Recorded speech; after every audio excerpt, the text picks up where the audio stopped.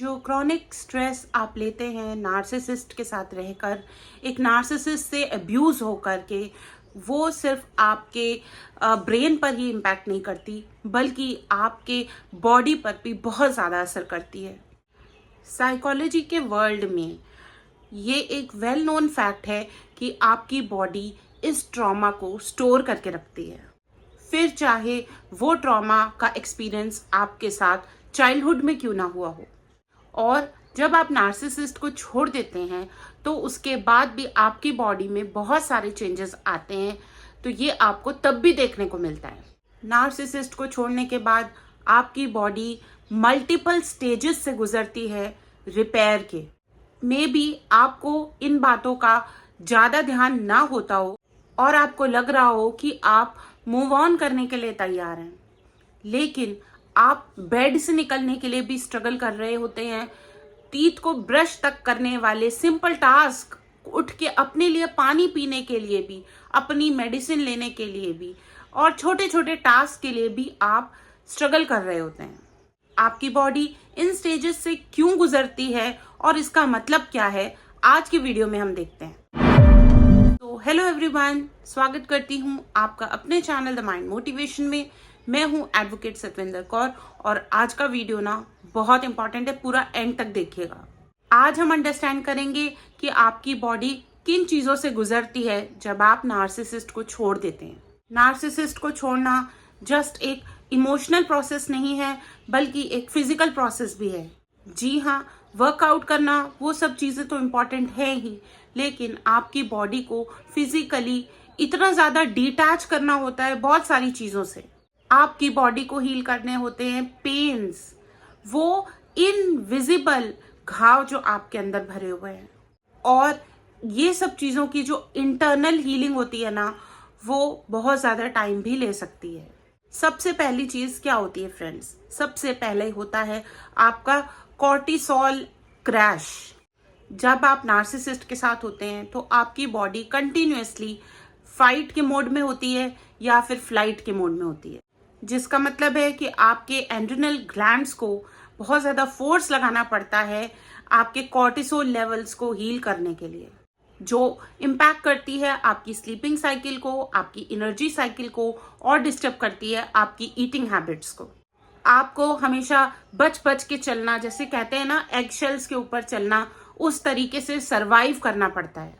और इस hyper alertness को बायोलॉजिकल सपोर्ट चाहिए होता है। स्ट्रेस हार्मोन्स को बैलेंस करने के लिए बहुत ज़्यादा एफर्ट लगाना पड़ता है, और ये सब करने के लिए आपकी बॉडी डिज़ाइन नहीं हुई है, क्योंकि ये जो स्ट्रेस का लेवल है अनलिमिटेड है, बहुत ज़्यादा हाई है। और जब आप उस नार्सिसिस्ट को छोड़ते हैं तो आपकी बॉडी में हो जाता है एक बहुत बड़ा कॉर्टिसोल क्रैश। इसका मतलब क्या है कि आपके एड्रिनल ग्लैंड्स बिल्कुल ही ठप पड़ जाते हैं और वो कॉर्टिसोल लेवल्स को मैनेज करने के लिए कुछ भी रिलीज नहीं करते, और आपकी आदत हो चुकी है कि बहुत ज्यादा कॉर्टिसोल प्रोड्यूस हो और तभी आप फंक्शन कर पाएंगे। जैसे ही आप नार्सिसिस्ट से दूर होते हैं, आपका एड्रिनल ग्लैंड बहुत डीप ब्रीदिंग करने स्टार्ट हो जाता है, जिसकी वजह से इम्पैक्ट क्या होता है कि आप हमेशा थके थके से महसूस करते। आपको हो गया है हाइपरसोमिया, जिसकी वजह से आपको हमेशा नींद आए जा रही है। और कुछ तो जो नार्सिसिस्ट सर्वाइवर्स हैं वो 12-12, 14-14 घंटा शुरू कर देते हैं सोना जब वो नार्सिसिस्ट से दूर होते हैं, तो जो कि आप सोच सकते हैं कि शायद एबनॉर्मल है, क्योंकि कई लोग तो 14 आवर्स को भी एक्सीड करके 18 घंटे तक सो सकते हैं। तो ये आपको एबनॉर्मल लग सकता, बट आपके केस में ये चीज़ सेंस मेक कर। और बहुत सारे लोगों को तो नींद ही नहीं आती है और वो बहुत सारी चीज़ों से गुजरते रहते हैं, बहुत ज़्यादा ओवर थिंकिंग करते हैं, बहुत ज़्यादा थॉट्स उनके माइंड में चलते रहते हैं, और ऐसा लगता है कि मानो इतनी सारी स्टक एनर्जी आपकी बॉडी में है जो कि बाहर तो निकलना चाहती है पर वो बाहर निकल नहीं पा रही है। दूसरी चीज़ जो आपकी बॉडी में दिख सकता है वो है एक विड्रॉल इफेक्ट। इसका मतलब है कि आप किसी जैसे ड्रग से एडिक्ट हो जाते हैं ना, या किसी नशे में एडिक्ट हो जाते हैं, तो अब वो सप्लाई आपकी बंद हो गई है। जहां अनहेल्दी वे से आप सरवाइव करते थे वो सब कुछ बंद हो गया है, तो वहां पर आपको विड्रॉल सिम्टम्स दिखाई देंगे। यहाँ पर आप बहुत ज़्यादा हाईज एक्सपीरियंस कर सकते हैं और बहुत ज़्यादा लोज एक्सपीरियंस कर सकते हैं, और इसी साइकिल को आप यूज टू हो चुके हैं इसके। आप इमेजिन कर सकते हैं कि कितने डेकेड से, यानी कि कितने सालों से आप अब्यूज में हैं और एक इस टर्बुलेंट एनवायरनमेंट में है जहां पर अर्थक्वेक जैसा एनवायरनमेंट है, और अचानक से वो खत्म हो चुका है। और ये होता है एक बिग शॉक आपकी बॉडी के लिए। जो आपकी एक नॉर्मल रूटीन थी, अब वो चेंज हो चुकी है, अब न्यू थिंग्स आ चुके हैं, जिसकी वजह से आपकी बॉडी में आप एक्सपीरियंस कर सकते हैं बहुत ज्यादा पेन्स। आप नार्सिसिस्ट को यहाँ पर मिस भी कर सकते हैं। आपको उसकी गुड मेमोरीज ही याद आएंगी बार बार, और आप नेगेटिव मेमोरीज को इरेज करना चाहेंगे, वाइट वॉश करना चाहेंगे, और वापस भी जाना चाहेंगे नार्सिसिस्ट के पास। आपको बहुत ज्यादा सैडनेस फील होगी। आप, हो सकता है, उनके सोशल प्रोफाइल्स को स्टॉक भी करना शुरू हो जाए। बहुत ज्यादा फ्रस्ट्रेशन, बहुत ज्यादा एंग्रीपन आपको हो सकता है, और आपको बहुत ज्यादा अपने ऊपर ही डाउट्स क्रिएट हो जाएंगे, पहले से भी बहुत ज्यादा, जिसे आप सोचेंगे कि सारा ब्लेम है, जो भी ये चीजें नहीं हुई हैं, जो फ्रूटफुल नहीं है, वो सब कुछ मेरी वजह से है, मेरा ही दिमाग खराब हो गया था, मैंने इनको गलत समझा। ये सब थॉट्स भी आपके अंदर आ सकते हैं। और ये जो भी फिनोमिना आपके साथ होता है इतना ज्यादा नास्टी होता है, क्योंकि इसकी कोई सर पैर मुंह वाली बातें तो होती ही नहीं है। ये सब कुछ इतना कॉम्प्लेक्स होता है कि आप एक तरफ मूव ऑन करना चाहते हैं, लेकिन आप स्टक हुए हैं, आपसे कोई काम नहीं हो पा रहा है, आपको एक डेड बॉडी जैसा फील हो रहा है, और आप ऐसा महसूस करेंगे कि आपको बहुत ज्यादा ग्रीव जैसा होता है ना, कोई मर गया है, तो वैसे वाली फीलिंग्स आएंगी कि कोई मर गया है, आप एक जिंदा पर्सन को आप जो है ना ग्रीव कर रहे हैं। आपको सिकनेस फील हो रही है, आपका डाइजेस्टिव सिस्टम भी काम नहीं कर रहा है, और हर चीज आपके माइंड में ना एक फॉग है, कुछ भी क्लियरिटी आपको दिखाई नहीं दे रही है। अब बहुत सारे लोग जोन आउट हो जाते हैं, वो अपने नेक के नीचे कुछ भी महसूस नहीं कर पा रहे हैं, बिल्कुल एकदम जैसे होता है ना पत्थर जैसा फील कर रहे हैं, कोई सेंसरी परसेप्शन नहीं हो रही है, कोई आप मान लीजिए फिजिकल आप जा रहे हैं फेशियल कराने, किसी ने आपको टच किया है, वो कुछ भी आपको फील नहीं हो रहा है। हर एक्टिविटी आपको में कोई भी फील नहीं है आपके अंदर, हर चीज की सेंसरी पावर जो है ना आपके अंदर से ना हट चुकी है। आपको ये फील कर रहा है कि उनकी वजह से कुछ सेंसेस थे आपके अंदर, वो आपको एक ब्रेड क्रम्स की तरह जो जिंदगी दे रहे थे, वो जिंदगी थी, अब आउट वर्ल्ड में आ गए, अब कुछ समझ नहीं आ रहा, और जो भी इंटरनल आपकी बॉडी में ट्रॉमा है वो एकदम बाहर सरफेस पे आ गया है, जिसकी वजह से आप फंक्शन नहीं कर पा रहे हैं। और आपका ब्रेन यहाँ पर अनलिमिटेड कोशिश कर रहा है कि ये जो स्टेज हो गई है आपकी, इससे आप फाइट कर सके और ये स्टेज जो है जल्दी जल्दी चली जाए। तीसरी थिंग यहाँ पर होगी आपको एजिटेटरी एक्साइटमेंट, जिसे हम नॉर्मल भाषा में क्या कहते हैं कि बहुत ज्यादा आपको एक्साइटमेंट तो रहती है हर चीज, बट आपके अंदर बहुत ज्यादा एंग्जाइटी भी है, आप ओवरवेल्म भी हो रहे हैं भाई बहुत सारी चीजों से। अरे मुझे यहाँ जाना है, मुझे उसके बर्थडे में जाना है, मुझे ये करना है, मुझे वो करना है, बट कर नहीं पा रहे आप। और यहाँ पर आपकी स्टेज वही होगी, बड़े बड़ी बातें वड़ा पाव खाते वाली, क्योंकि आप सोच रहे मैं ये कर दूंगा, मैं वो कर दूंगा, बट आपसे हो नहीं पा रहा वो। अब आप थोड़ा थोड़ा रीगेन करेंगे अपने कंट्रोल को, थोड़ा सम सेंस तो बनेगा आपको, जो आप कंट्रोल नहीं कर पाते थे पहले, जो आपके पास था ही नहीं अपना कंट्रोल जब आप नार्सिसिस्ट के अब्यूज में थे। और अब जो है आपके पास काफी ज्यादा स्पेस है, तो अब जो है अब आप बहुत ज्यादा ओवरवेल्म फील कर रहे हैं। जो आपका स्ट्रेस है, ये जो स्टक था, ये रिलीज तो होना चाह रहा है, और जो आपकी पहले टोटल स्टेज ऑफ इमोबिलिटी थी, जो आप उठते ही नहीं थे, करते ही नहीं थे, हिल ही नहीं पा रहे थे, अब वो मोबिलाइजेशन की तरफ जा रही है। मतलब कि आपको मन कर रहा है कि हाँ मैं भी एक्टिव हो जाऊं, और मे बी इस स्टेज में क्या हो सकता है, आपकी बॉडी ओवर काम कर रही है, ओवर। अब आपको लग रहा है कि मैं बहुत सारी चीजें मेरे पे, आप स्ट्रेस जो आपको लग रहा था मैंने इतनी सारी चीजें इतने सालों में मिस आउट कर दी हैं, तो मैं सब कुछ कर लूं, तो वो अब आप अपने आप को ओवर भरे जा रहे हो चीजों से, कामों से। अब यहाँ पे आपको ओसीडी हो सकता है, आपको कंपल्शन डिसऑर्डर्स हो सकते हैं, मेरे को तो क्लीनिंग करनी है, मेरे को तो ये करना है, मेरे को तो वो करना है, ओवर। अब यहाँ पर भी होता है कि हम चिल्लाते हैं बच्चों पे, अरे कमरे को गंदा मत करो, ये मत करो, वो मत करो, तो अब हम भी बहुत ज्यादा इरिटेटेड हो जाते हैं जल्दी से। और बेसिकली आप क्या कर रहे हैं, क्लीनिंग घर की नहीं, हर चीज की नहीं, आप उस शेम की क्लीनिंग कर रहे हैं जो नार्सिसिस्ट ने आपके अंदर भर दिया था, जो डिस्गस्ट आपके अंदर भर दी थी, आप उस चीज की सफाई करना चाहते हैं। आप अपनी लाइफ को अब ऑर्गेनाइज करना चाह रहे हैं, क्योंकि अब आपका नर्वस सिस्टम जो है बहुत बड़ा शिफ्ट कर रहा है, तो अपनी डिसऑर्गेनाइज्ड लाइफ को आप एक रूटीन में लाना चाहते हैं, जिसकी वजह से आप सारी रात सोते नहीं हैं, आपको बहुत ज़्यादा ये थॉट्स कंज्यूम करने लग गए हैं। लेकिन फ्रेंड्स, ये बहुत इंपॉर्टेंट स्टेज है कि आप इसको एक्सपीरियंस करें, एजिटेटरी एक्साइटेशन की। नेक्स्ट स्टेज यहाँ पर मैं बात करूंगी फंक्शनल फ्रीज कोलैप्स की, जो कि अगली स्टेज है।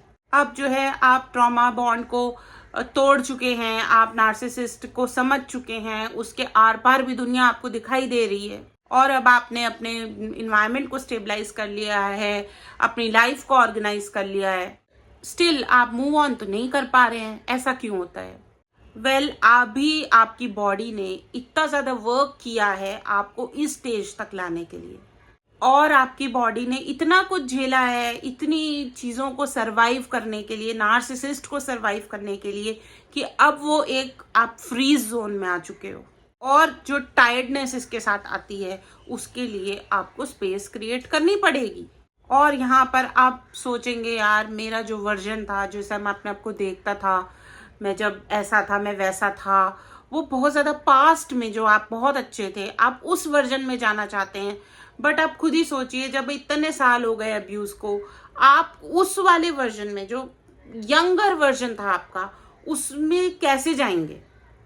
उस वजह से आपको बहुत ज़्यादा सैडनेस फील हो रही है, अपने ऊपर गुस्सा आ रहा है, यार मैंने इतने साल वेस्ट कर दिए, मैं अब वैसा था, अब मैं कैसे करूंगा, अब मैं क्या करूंगा, मैं तो खत्म हो चुका हूँ। ये वाली फीलिंग्स आपको आने स्टार्ट हो जाएंगी। आपको ग्रीव फील हो रहा है, यार मेरी लॉस्ट अपॉर्चुनिटीज हो गई, अगर मेरे को उस टाइम पे नौकरी करने देते ना, आज पक्का मेरी सरकारी नौकरी होती, अगर उस टाइम पे मुझे ये करने देते ना तो मैं ये करती, अगर उस टाइम पे मेरी शादी ना हुई होती ना इस बंदे के साथ तो मेरी कितनी अच्छी जिंदगी होती। इस तरीके के थॉट्स आने लग जाएंगे। और जिनके पेरेंट्स नार्सिसिस्ट थे, उनको तो ये लगेगा कि यार मुझे तो बचपना ही अपना जीने को नहीं मिला, और मुझे बचपन में जो इनोसेंस अपनी जीनी थी वो मैंने कभी जी ही नहीं है। और जब आप इन्हीं थॉट्स के साथ पड़े रहेंगे, खत्म होते रहेंगे, तो तब भी ऐसा लगेगा कि आप वो जो डिप्रेशन की लास्ट स्टेज होती है ना, वैसी फीलिंग होगी आपको। मे बी आप ये सोचे कि भी मुझे न्यू पार्टनर चाहिए, मुझे न्यू फ्रेंड्स चाहिए, मुझे न्यू ये सब चीजें चाहिए, पर वो चीजें हो नहीं रही। यहाँ पे जैसे कुछ एग्जाम्पल मैं देती हूँ, अब तो मैं बहुत मोटी हो गई हूँ, अब कौन पार्टनर मिलेगा मुझे, अब तो भाई मेरे सारे बाल उड़ गए हैं, मैं टकला हो गया, मुझे कौन पार्टनर मिलेगा। इस तरीके के थॉट्स आप सोच रहे हैं। आपको जिंदगी जीनी है पर आप जी तो नहीं पाओगे ना, अब ऐसे सोच रहे हो आप। और फ्रेंड्स, जो आप इतने सालों के टॉर्चर से गुजरे हुए हो, यही सब थॉट्स आ रहे हैं बार बार। और जब ऐसी फीलिंग आ रही है कि वो तो टॉर्चर था, मैंने इतना एंडलेस मैराथन किया है, मैं इतना भागा हूँ, अब जब वो नार्सिसिस्ट नहीं है मेरे साथ, तो अब जो मेरी लेग्स है ना, उसमें क्रैम्प्स आ गए हैं, वो बेहद पेन में हूँ मैं। और इस डिस्कम्फर्ट को आप झेल रहे हो, और जितना ज़्यादा आप फोर्स करोगे इन चीज़ों को, तो और ज़्यादा डिस्कम्फर्ट आपको मिलता ही रहेगा। और इसके कुछ सोल्यूशंस भी मैं आपको यहाँ पर दे देती हूँ, कि हर दिन आप छोटे छोटे सिंपल टास्क करना शुरू कीजिए। जैसे कि डेली आपको नहाना है, डेली आपको पूजा करनी है, डेली आपको अपना रिज्यूमे चेक करना है, डेली आपको कुछ भी कुकिंग करनी है, डेली आपको अपने फेवरेट थिंग्स खानी है, डेली आपको अपने लिए कुछ एक बेस्ट चीज करनी है, अपनी केयर करनी है, अपने आप को पैम्पर करना है। धीरे धीरे आपको यहाँ से स्टार्ट करना है। बहुत ज्यादा कॉम्प्लेक्स टास्क मत चूज कर लीजिए। ओहो, मैं पहले तो भैया HR हेड थी, 2 लाख रुपए मेरी सैलरी थी, अब फिर से वैसी हो जाए। अरे बहुत बड़े बड़े पढ़े लिखे लोग नहीं कर पाते, बहुत वो भी एक नार्सिसिस्ट के अगर पंजे में आ गए ना, तो वो भी कुचले जाते हैं। आप ये सोचो कि भाई ये तो एडवोकेट है, अरे आप रिलेट कर पाओगे इन बातों को। इंसान जितना पढ़ा लिखा हो, जितना कॉन्फिडेंट हो, जितनी डिग्रियां हो उसके पास, बट फिर भी अगर उसने अब्यूज को झेला है, चाहे बचपन में, अपनी लाइफ में कभी भी, या फ्यूचर में, या कभी ऑफिस में, या कभी कहीं पे भी, तो उसकी लाइफ में ये हॉल्ट आता ही आता है। अब ये हॉल्ट हमारी जिंदगी में 5 साल आता है, 10 साल आता है, 20 साल आता है, अगर हम नार्सिसिस्ट के साथ फंस गए तो ये गारंटी नहीं है कि कितने टाइम का हॉल्ट है ये। इसीलिए simple task, repeatable, dependable task जो डेली आप कर सकें वो ही आप चुनें और उनको फिर आप डेली 10, 15, 20 मिनट अपने लिए करें, जिससे कि आपका जो लॉजिकल ब्रेन थिंकिंग है वो वापस से एक्टिवेट हो जाए, आप फिर से जो है ना आपका अपने आप को स्टेबल कर पाएं मेंटली। और जो लास्ट स्टेज होती है वो होती है बायोकेमिकल रीसेट। यहाँ पर आप एक्सपीरियंस करेंगे कि जो आपके हार्मोन्स डिसबैलेंस थे वहां पर अब और ज्यादा उथल पुथल स्टार्ट हो चुकी है। स्ट्रेस हार्मोन्स तो बहुत ज्यादा क्रिएट हो रहे हैं, मगर जो रिलैक्सिंग हार्मोन्स हैं, रिस्टोरिंग हार्मोन्स हैं, वो नहीं रिलीज हो रहे हैं आपके। यहाँ पर में भी आप ऑटो इम्यून डिसीजेस जो हैं, जो कि होती 92 क्या 99% केसेस ऑटो इम्यून के वही वहां पे ही होते हैं जहां पर body extreme level of chronic stress for many many many years झेलती है। मेरे केस में ऑटो इम्यून डिसीज जो मुझे हुआ वो सार्कोडोसिस हुआ। और फ्रेंड्स, कई बार पीसीओएस लड़कियों में या फिर हाइपोथायराइड, हाइपरथायराइड, इस तरीके की लाइफस्टाइल डिजीजेस भी जो होती हैं वो हम यहाँ पर नार्सिसिस्ट के साथ जो एब्यूज है उसके साथ लिंक कर सकते हैं। But mainly auto immune diseases जो हैं वो आपकी बॉडी में होती हैं, क्योंकि इतना excess level of stress hormone तो है मगर डोपामीन नहीं है आपके पास, एंडोर्फिन्स नहीं है, अच्छे वाले हार्मोन्स है ही नहीं आपके पास। क्योंकि जो आपका सेरोटोनिन प्रोड्यूस करने का जो आपकी बॉडी में क्षमता थी या डोपामीन प्रोड्यूस करने की थी वो क्षमता तो खत्म हो गई ना अब्यूज में, जो इतने साल हम रहे हैं नार्सिसिस्ट के साथ। और अब जो बायोकेमिकल चेंजेस आपके अंदर आ रहे हैं तो वहां पर आप ये नोट करेंगे कि जैसे पहले वो आपको होवरिंग स्टेज में रखते थे, टेक्स्ट भेजते थे छोटे छोटे, इन सब चीज़ों से अब आप है ना बाहर आ रहे हैं। अब उनका कोई अफेक्ट नहीं है आपके ऊपर कि भाई उनका डेली मुझे मैसेज आ रहा है या फिर वो ट्रॉमा बॉन्ड दोबारा से क्रिएट हो रहा है। तो ये सब चीज़ों से अब आपको इफेक्ट नहीं हो रहा है, क्योंकि आपकी बॉडी ने ना उस बायोकेमिकल चेंज को एक्सेप्ट कर लिया है। क्योंकि अब आप जो है ना उनके एक्शंस के को पहचान सकते हो, उसके आर पार आप देख सकते हो, और अब आप वापस नहीं जाना चाहते। अब ऑक्सीटोसिन रिलीज हो रहा है जिसकी वजह से अब आप और लोगों से भी कनेक्ट कर पा रहे हैं। और जो आपके एंडोर्फिन्स हैं जो कि पेन रिलीविंग हार्मोन्स होते हैं, और वो कब रिलीज होते हैं जब आप अब और लोगों के साथ बैठ रहे हैं, अपने आप को वेंट आउट कर रहे हैं, अपने पास्ट के बारे में बता रहे हैं, अपने अंदर चेंजेस लेके आ रहे हैं, तब ये एंडोर्फिन्स रिलीज हो रहे हैं और आप बहुत ज़्यादा रिलीफ महसूस कर रहे हैं। और हमारा सेरोटोनिन है वो भी बैलेंस आउट हो रहा है, क्योंकि वो जो डिप्रेशन कॉजिंग एजेंट था उसको आपने अपनी लाइफ से आपने रिमूव कर दिया है। और जो है अब आपकी बॉडी जो है धीरे धीरे अडेप्ट कर रही है वापस से नॉर्मल होने की, ठीक होने की। तो अब आपको पता चला कि आपकी बॉडी कितने सारे स्टेजेस से गुजरती है और ये क्यों एक टाइम टेकिंग प्रोसेस है।